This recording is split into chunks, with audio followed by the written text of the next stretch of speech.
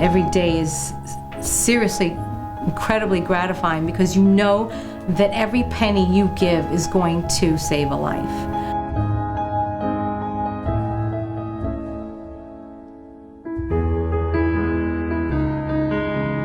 If we left them there in the nuclear radiated areas, would either pass away, die, or be seriously affected in some medical way. And we went into one girl's room, and Yossi said, you know, today is this girl's birthday. And so Yossi says, what do you want? And she went, nothing. He goes, no, what do you want? Tell me anything you want. What do you want? And she went, nothing, I'm okay. And he goes, no, really, what do you want? And she went, a white dress. I would love a white dress. And it was just so touching, because as Shimi and I were talking about, our children could have like 10 white dresses in the closet, and if you say, what do you want, they have a list, you know? And this child was just, she wanted just one little thing, and we had to push her to get it out of her. And Yossi went and got her a white dress.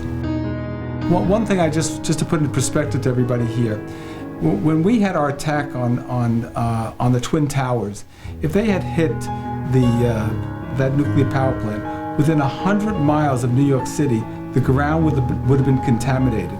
No one would be here in New York City. No one would be in most of Jersey, Long Island. All of these areas would be contaminated, and we would have to be out of here. So we are so lucky that, you know, what we have, and that we're where we are in the time that we were born. And I'm a very thankful person. When you look at these kids, it makes you really reflect on, you know, how lucky things can be for some and how tough things can be for others.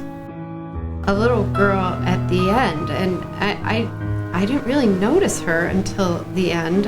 When we were leaving, she stood on the balcony and she just looked at us and waved, and I left feeling that, you know, it was great.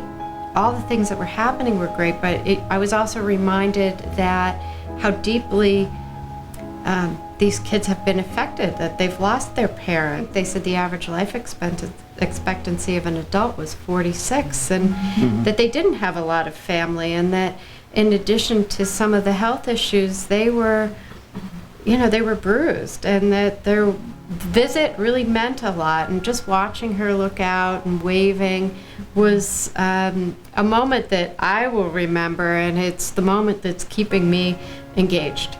Yossi Reichik once came to me and said that we need the board to approve a $250,000 loan for a bone marrow transplant.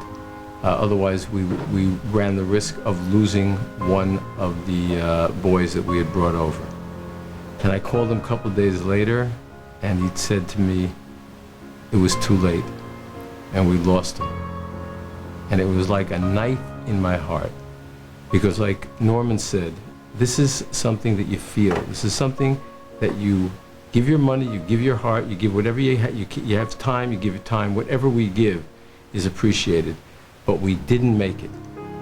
And it made me feel so bad. I never want to have that feeling again. You know, it amazes me when people say, why Israel?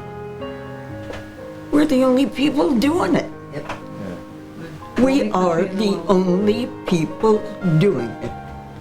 If it wasn't for us, how many kids were brought in? 2,863. They wouldn't be here.